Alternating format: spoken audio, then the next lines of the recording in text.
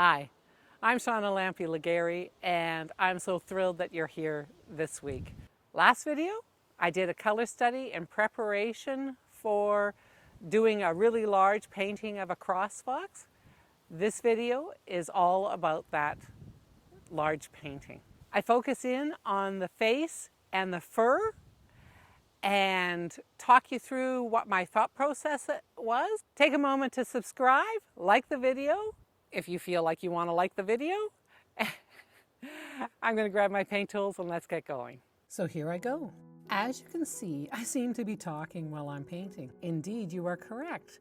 I am talking because I actually did 2 live streams at the beginning of this painting. I'm building up all of the colors and values across the board as I'm doing the first pass. During the live stream, I was talking about how I was lowering the chroma of the paint. I thought I'd take a minute just to share what the full chroma beginning mixtures were that I was lowering with my neutralized gray. I use the corresponding value, so if it's a value 8 mixture, then I'm going to use a value 8 neutral gray to bring down the intensity of the colors. This is a very controlled way to carefully lower the chroma of any paint color. Though I could have used this range of fully chromatic colors to paint the fox, but I feel like it would lead more to a cartoon representation than a realistic looking fox. The goal is to cover all the elements which will give me something to compare to when I begin the second pass of painting. The day that I took this photo of the Vixen, it was quite cloudy. This just means that the light was kind of flat, and as a result, there was not a lot of drama in the colors of the fur. If the sun had been shining on it, it would have made for a very different value shift and color chroma look. At this point of the year, which was April, the Vixen had already given birth and was in the process of raising her young. As she turned, she also had begun her molting, though it isn't apparent in this image from the front. It was only as she turned, and I could see her back end was starting to lose its winter fur. I'm just moving along here. This first pass goes fairly quickly, as this is not where I want to spend the rest of my life. I'm getting in the basic information. Then I come back on the second pass and take the time I need to bring the painting to where I want it to be. I did 2 live streams to get this painting started. On the second stream, I added an image of what I was working on, so you can see it here next to me. I have a print off of the big reference image next to me on the left at a 90-degree angle. That isn't the most ideal positioning, but alas, I have a very small studio space, and this painting size was nearly the largest board that I could actually work on in this space. Chatting away on the live stream, there will be all kinds of refining and details added in on a second pass. Later in this video, I will focus in on the face of the fox, slowing down the time lapse and sharing the things to think about while painting a fox. Now, onto the background.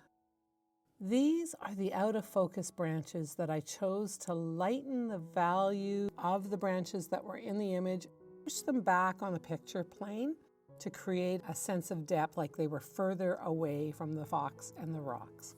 A couple of challenges became more apparent as I worked. One, the value of the raw umber I used, which is value 2, I just used straight paint thinned out with water, was far too dark in the background and turned out to be a challenge to paint over. The second challenge I discovered, to my surprise, was the need to just trust the process. As I was laying down the groundwork of those branches, I really started to doubt my ability to actually paint this area. As I did this first pass, I actually got spooked about the background. And it took another 5 months of staring at the image and the board to make a plan on how to proceed. But ultimately, what got me going was finally getting impatient with myself and saying, in quotation, "What the hell? Just do it, Shauna." It is so weird how the inner critics in our head can get the upper hand at times in our lives. It's rather annoying, actually. Here is the start of the second pass on those distant branches. I work in very subtle shifts and values. It is interesting that as I look closer at my reference image, I saw faint hues of blues and reds and a little bit of purples among the bokehs. Bokehs are those round shapes that light creates when the focus is blurred. The solution to those two dark drawing lines was to put the background colors on my palette. I used the BSM, aka Bateman sponge method, to create my smooth backgrounds. There is a value shift, not a big value shift, where I've gone lighter at the bottom of the board to darker at the top. Thankfully, I make a lot of extra paint when I'm mixing for the backgrounds because one never knows when we'll need to correct a problem area. Better to have too much paint than not enough. Running out of color is really annoying. Though I know how I got there, can I actually mix the exact same color again? Maybe not. Now I need to remember that the next time I draw on a board, it may be smarter to lighten the raw umber quite a bit. This will mean that lines are rather pale, but will still give me all the information that I need without being too strong. Painting for me is using small amounts of paint, softening edges, moving on to the next little bit of area, and repeat, and repeat, and repeat. By its very nature, painting can become a very rhythmic experience. To be truthful, I wasn't sure if I was going to be successful with the background branches. Remember, I was feeling spooked about it, and that inner critic in my head was just really telling me I couldn't do it. But in the end, I'm pretty pleased with how it all worked out. I keep stepping back regularly in the painting process. It's very important to create some distance so that you can see both the painting board and the reference image so that I know that I'm going in the right direction. It does feel good and builds confidence when you finally start to get there. It's like, yes, it's doing what I want it to do, especially since the inner critic has told me I couldn't do it. Each shift of the painting position in this video is me starting a new painting session. I think you can see that the background has been pushed back further on the image plane. Are you noticing that as the paint dries, it seems to darken and fade back into the background as I am working? I only noticed that shift when I was editing this video. I actually think that it was created by the paint being wet and the lighting setup that I'm using is being reflected until the area begins to dry. And as the paint dries and becomes more matte, the light can't reflect off of it anymore. It gives the illusion that there's a big value shift happening, and that was not actually what was happening. I think it's time to play some music for a little bit. I will be back.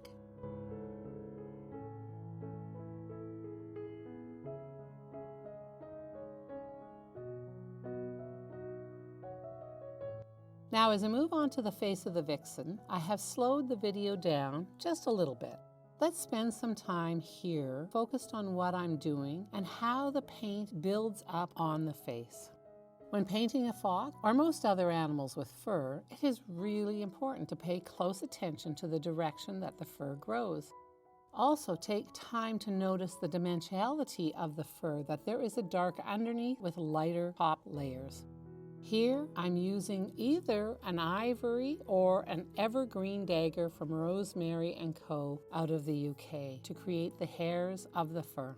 Dagger brushes create lovely dynamic lines. The second brush I'm using to soften the paint is a Simply Simmons Bright that I pick up at my favorite art store down in Edmonton. I am building up the different values I can see underneath, and as I place each new layer, I use lighter values on top where appropriate. This will give dimension to the fur. This Vixen crossfox was dramatic with her eyes having dark fur around them, almost like she's wearing a mask. As I pay attention to how the fur moves on the planes of the fox face, I make sure to create each stroke in the correct orientation. This means that between the eyes, I'm moving the brush stroke towards the top of the head. But as I move over the eyes, the direction changes to fan out around the forehead towards the sides of the face. Each set of hairs I place down, I continue to blend to soften them just a bit. I also leave space between each of the hairs so that the darker values continue to peek through to create that variation in depth. Part I love is that now I get to slow right down to study in detail what the fur is doing as I accomplish this work. I'm not in a hurry. Again, I'm working on repeat. I add different colors and values to the underneath, then I'll come back to lighten each successive layer, which makes the fur look more dynamic. As I work, I slowly build up the fur. I'm comparing each layer of fur to what's already been painted. This requires incremental changes to the base paint mixture that I'm working from by adding a little bit more chroma or taking chroma away. If you notice, the paint palette on the right part of the screen has rows of mixtures. From the left to the right, they're changing chroma. So the ones on the left have more chroma, and the ones as you go to the right have less chroma. I've added in that neutralized gray. And the final string right on the right-hand side is the neutralized gray from dark to light. This allows me to make more colorful paint or dip into that no chroma neutral gray depending on what I need for the fur. If you have been watching my videos, you know that this is a very slow process. I chose to spend a lot of time working on the face. When I notice an animal or a person, the first thing I look at is their eyes and face. So I can imagine that when a person sees this piece of art, the very first place their eyes will focus on is the fox's face and eyes.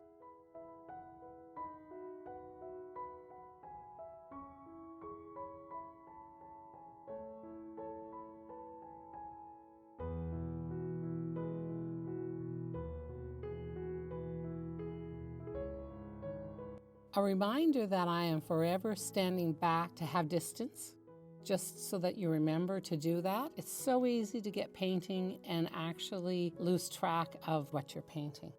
And stepping back gives you a new perspective.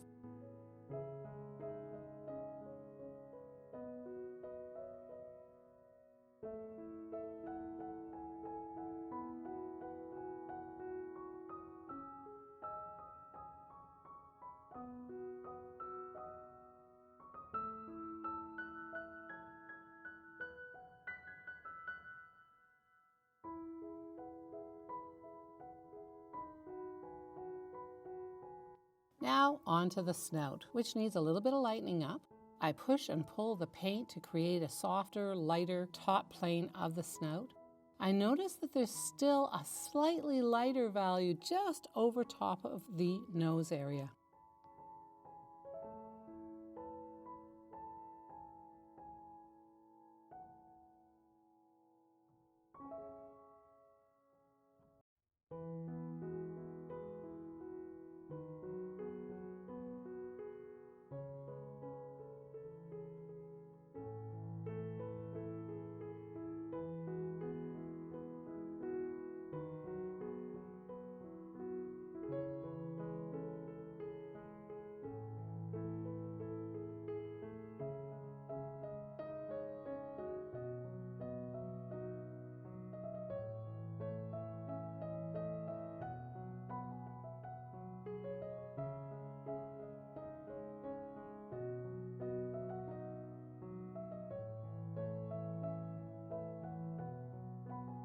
It's really interesting that there's lighter fur framing her face on the left side.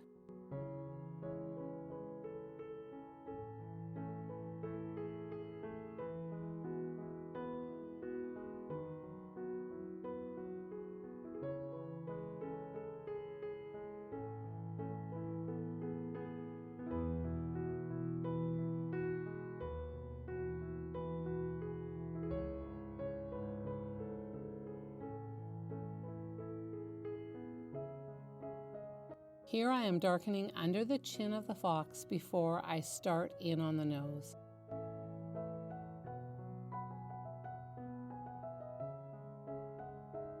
I get the general shape and values as close to correct as I can. I'll come back and make some refinements to the nose on the next path.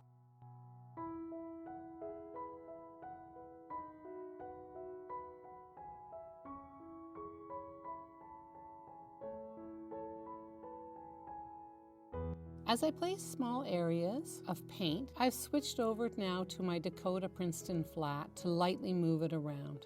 These brushes are really stiff and they're perfect for just taking a little bit of the edge off without blending if they are used very lightly over the paint. If you push hard, it's going to take the paint off. I think the fur is really starting to do what I want it to do. As I progress, I begin to work with even a smaller liner brush, probably about a size 1. It helps me to keep the top hairs a lot thinner. The fox is really coming together. Now onto those beautiful eyes. I must admit that I have chosen to brighten the eyes and bring more color into them, adding more chroma than what I saw in the image that I had taken. As I work, I start to notice that I will have to reshape the eyes just a bit. I realize that they're a little bit off. I'm using lighter paint to do that, and also it will help with the more colorful mixture that I'm using for the eyes. I chose to work with transparent red oxide for some of the fur and for the eyes. I continue to stand back to check the shape of the eyes compared to the site-sized reference image that I have hanging on the side. I was in an art gallery here in Australia, and the gallery owner was telling me how an artist there starts completely with the eyes first before they continue with the rest of the painting. I seem to be a little less in that camp, though I have started with painting the eyes first, just not this time around. The pupil of the fox is really interesting. It's sort of a straightish, dark area in the center. Their pupils are not like humans or birds, which we know are round. They're kind of like a cat, but not really like a cat. Really interesting.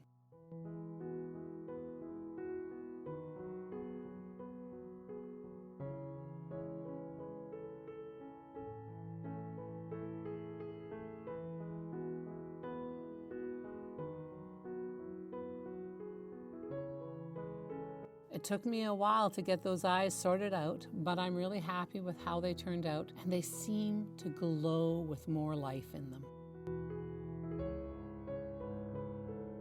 Up to the ears I go. With acrylic, I need to work very quickly to blend the area. Unlike oil, there's not a lot of open working time available, and it does require focus.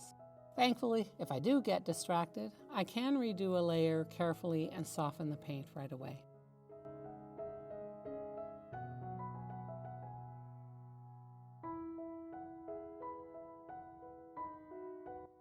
I chose to move the video along quickly by bouncing through the recordings. It was a long time of painting, and I didn't think we needed every single moment of what I painted, just the general idea. Because we would be here all day long if we waited. It would be a much longer video. On to the body, where I continue to work with a really small brush.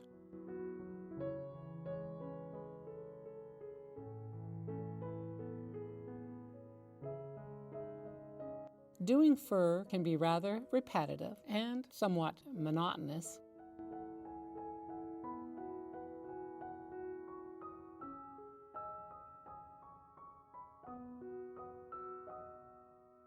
Time to take a break from painting fur by going and working on another area. I chose to work on the legs. Here again, I'm pushing and pulling the paint to create those subtle value shifts that I'm seeing. I do want to make the paws look rounded and get those claws in place.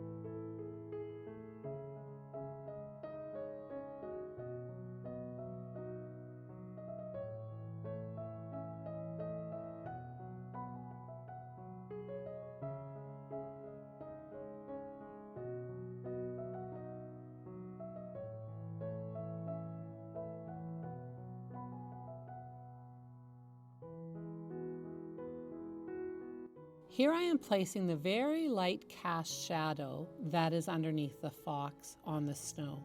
The quality of the light means that there was no dramatic lights or dramatic shadows. Onto the rocks. There are planes that are capturing the light, and there is some shadow areas, and there's normal variation in the rocks. Each one of these little details helps the rock to look more realistic.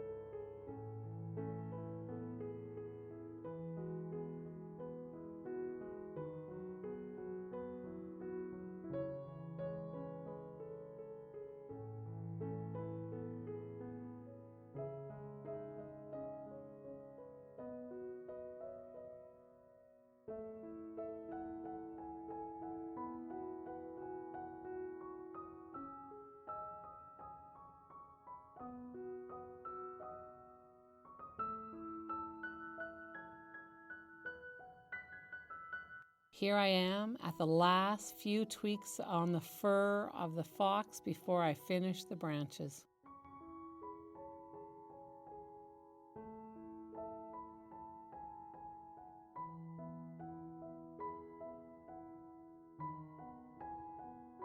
We are nearing the end.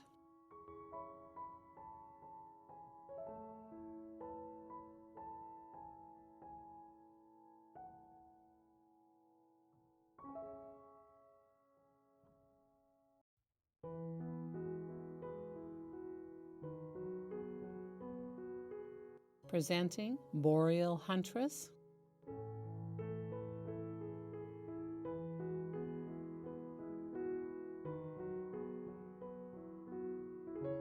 This painting resides with a collector in Yellowknife. Well, I was so thrilled with how this fox turned out. And within hours of putting it out on social media, it had its new forever home. Thanks for watching, and we'll catch you in the next art video.